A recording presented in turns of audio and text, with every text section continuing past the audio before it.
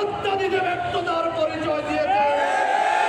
আমরা স্পষ্ট বলে দিতে চাই, এই কুমিল্লার বুবারি চত্বরে জুলাই 26-এর আন্দোলনে ছাত্র জনতা রক্ত দিয়েছে।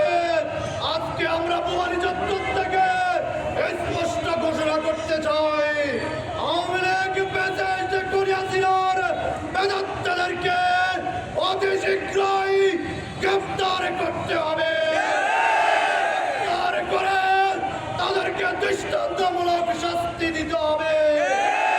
আমরা এখনো দেখতে পাই আওয়ামী বেঁচে করিয়াছিলার উত্তরসূরিরা তারা মিছিল মিটিং করার পরিকল্পনা করে আমাদের প্রশাসনের বাইরে কি করে। আমরা প্রশাসনের বাইরেকে আহ্বান জানাতে চাই, যদি মেসেজটা করে আসি না